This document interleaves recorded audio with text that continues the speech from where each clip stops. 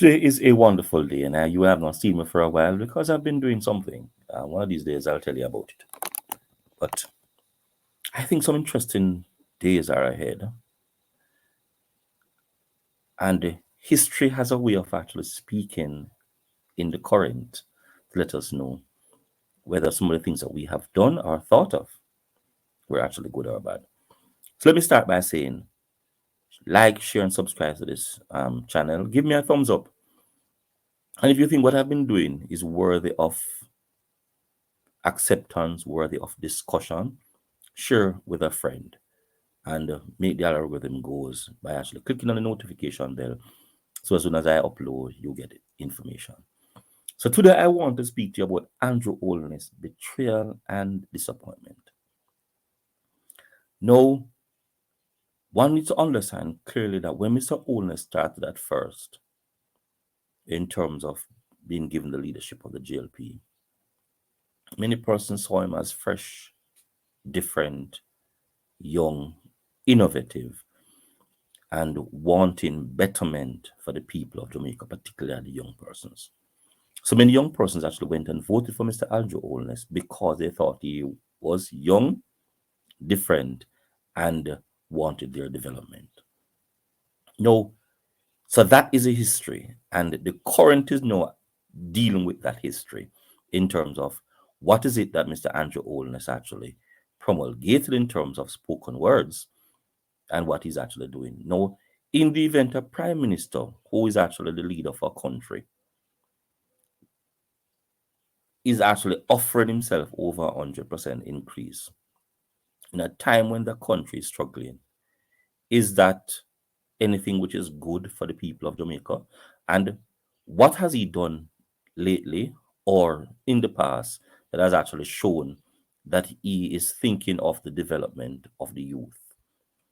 So within that context, I'm saying Mr. Andrew Holness is just downright betrayal because young persons voted for him on the assumption, on the premise, on the basis that he had their best interests at heart. And Mr. Holness is showing every young voter, every young person that I did not care one hoots about you in the first place.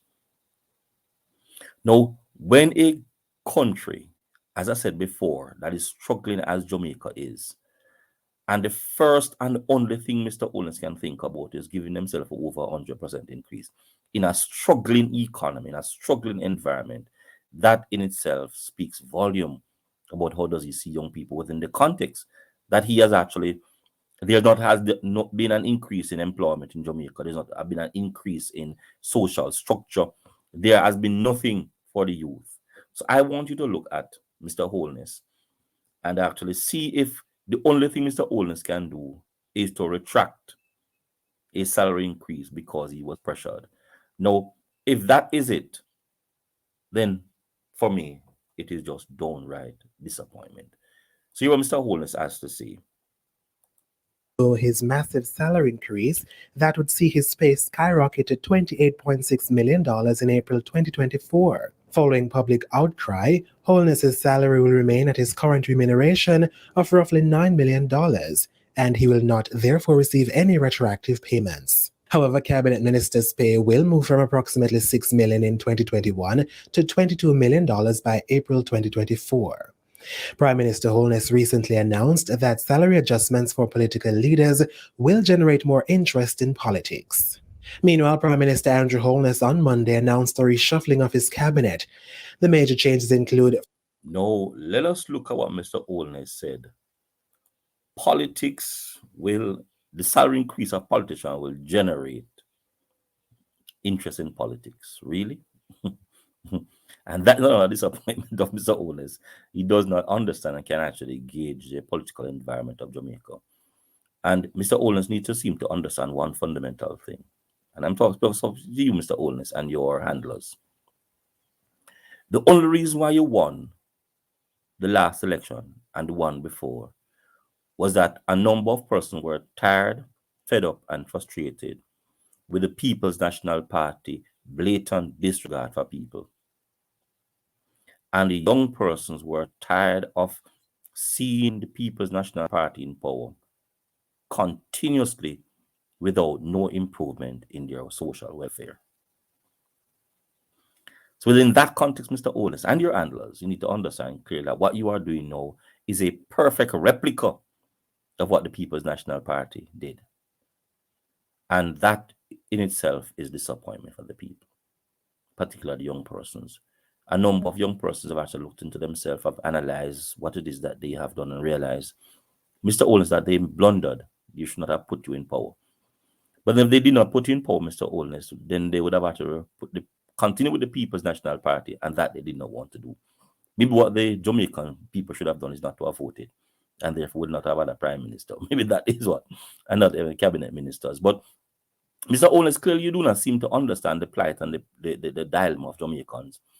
When you can, in your astute foolishness, allow the other cabinet members to get an increase in salary and you don't, Mr. Holness, you don't seem to understand. And that for me is another disappointment. You do not seem to understand what is happening to the Jamaican people. Or is it that you're reading the economy wrong?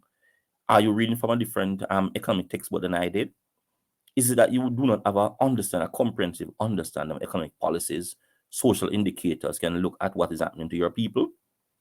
Well, I know that you did some economics at some point in time in your University of West Indies studies career. And within that context, I'm hoping that those lessons, those jargons, those principles, those concepts are in the back of your mind. Plus, you would have done some work on those prior to that. So if it is Mr. Holness, you do not seem to be au fait with the concepts and principles of economics. I'm going to ask you to get one economic textbook, either Lipsy or Bergshaw, Positive Economics, or some economic textbook, and read issues relating to macroeconomic policies to understand issues relating to inflation, unemployment, GDP, real GDP per capita, to understand, are your people doing well in Jamaica? Because currently, your people are not doing well. And the indicators have actually suggested that a number of persons are actually suffering. And it seems that you do not understand that. So therefore, you have actually approved the cabinet minister's increase in salary, and you have actually not taken one. That, Mr. Holness, is disappointing, because that wasn't people Jamaica looking for. And I think within the context of what is going on, within the context of the betrayal of the people and the disappointment, Mr. Holness, I do not see winning the next election. And even if you were to give every Jamaican $1 million, Mr. Holness, you will not win the next election, because you're a disappointment and a betrayal to the people of Jamaica, particularly young persons who invested in you, believed in you, and you have not believed in them. Those are my views. Like, share, and subscribe to this channel as I continue to provide you with trusted information, trusted truth.